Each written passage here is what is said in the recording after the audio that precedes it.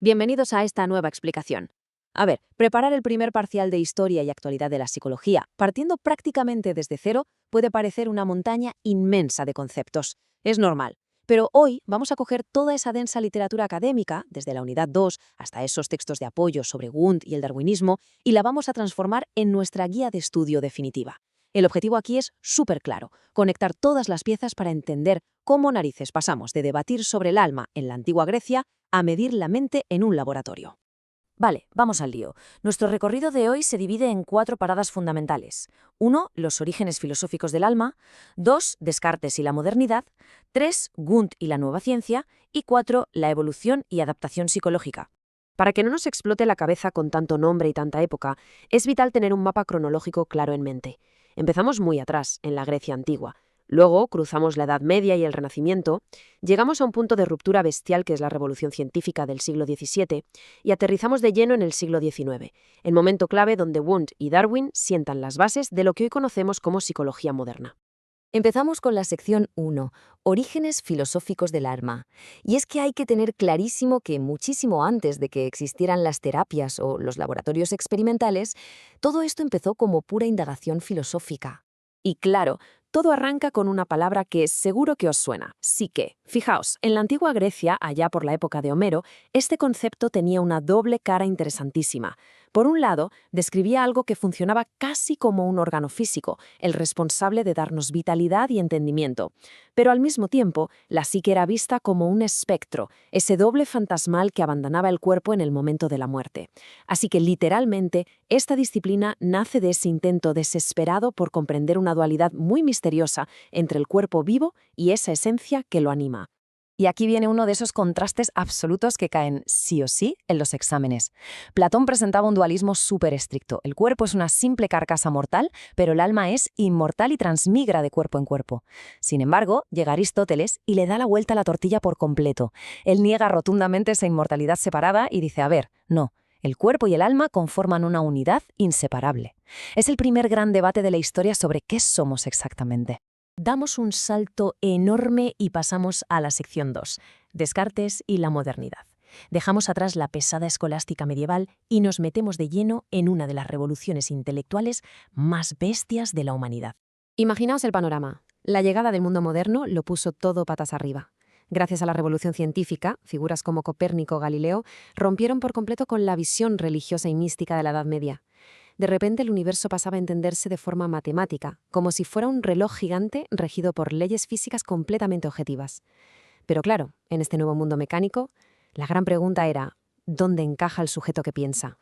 Pues el encargado de dar respuesta fue el filósofo René Descartes. Su legado es verdaderamente monumental. Para empezar, instaura la duda como su regla metodológica fundamental. Básicamente, voy a dudar de absolutamente todo hasta encontrar una certeza innegable. Y ahí es donde nace su famosísimo pienso, luego existo. A partir de esto, plantea un nuevo dualismo, dividiendo de forma tajante la mente inmaterial por un lado y el cuerpo físico por otro. Un cuerpo físico que, según él, funcionaba literalmente como una máquina biológica impulsada por lo que él llamaba espíritus animales. Vamos, una base racionalista que de nuevo partió al ser humano en dos. Pero ya sabemos que la ciencia avanza a base de debates. Frente a todo este racionalismo cartesiano, aparece la tradición empirista inglesa pisando fuerte, con figuras como John Locke y David Hume. Ellos traen un concepto clave, la tabula rasa. Argumentan que al nacer, el sujeto es literalmente una pizarra en blanco, nada de ideas innatas. Todo lo que hay en nuestra conciencia proviene estrictamente de la experiencia y la percepción de nuestros sentidos. Y ojo, porque esto abrió la puerta a que más adelante esa percepción se pudiera empezar a medir empíricamente. Avanzamos a la sección 3, Wundt y la nueva ciencia. Nos metemos en el corazón del siglo XIX, ese instante crítico en el que la psicología busca por fin su propia identidad. Para entender cómo cuajó por fin la disciplina, hay que viajar a las universidades alemanas de la época. Allí, todo giraba en torno a un concepto llamado Bildung. Y no consistía simplemente en memorizar datos, no. Era un ideal de formación humana súper profundo, que buscaba unir la erudición humanista con las nuevas ciencias experimentales. Ese es exactamente el aire intelectual que respiró Wilhelm Wundt y que dio forma a su manera de entender la ciencia. Sin embargo, el camino hacia el reconocimiento científico fue durísimo. Durante mucho tiempo, la psicología fue considerada la típica disciplina huérfana, y es que nadie la quería. Los filósofos de letras rechazaban que la ciencia se metiera en su terreno, la medicina ya estaba contenta con la fisiología y no le hacía un hueco, y para colmo, a diferencia de la química o la física, la psicología no construía máquinas ni servía a la revolución industrial. Así que el Ministerio de Educación no le daba ni prioridad ni dinero, estaba completamente sola. Entonces, ¿qué hizo Wundt para salir de este tremendo callejón sin salida? Pues tuvo la inteligencia de crear dos sistemas paralelos para abarcarlo todo. Por un lado, montó la psicología fisiológica, un enfoque científico natural de laboratorio para estudiar la mente individual usando introspección experimental. Pero, como sabía que el pensamiento humano complejo no cabe en un tubo de ensayo, desarrolló al mismo tiempo la psicología de los pueblos. Este era un enfoque histórico para analizar cosas como el lenguaje, los mitos o las costumbres y así entender la mente colectiva. Con esta doble jugada maestra, consiguió que la psicología fuera tanto una ciencia natural como una disciplina puramente humana. Y llegamos a la cuarta y última sección, evolución y adaptación psicológica. Aquí el mapa conceptual vuelve a cambiar radicalmente gracias a la biología. Con la llegada de la teoría de la evolución de Charles Darwin, la comunidad científica se tuvo que plantear una pregunta completamente distinta. ¿Por qué somos conscientes? Ya no se trataba solo de catalogar partes de la mente en una sala, había que entender su función biológica. Si la naturaleza nos diseña para sobrevivir, entonces tener conciencia tenía que aportarnos por necesidad una ventaja adaptativa espectacular. Este cambio de chip desencadenó vías de investigación enormes.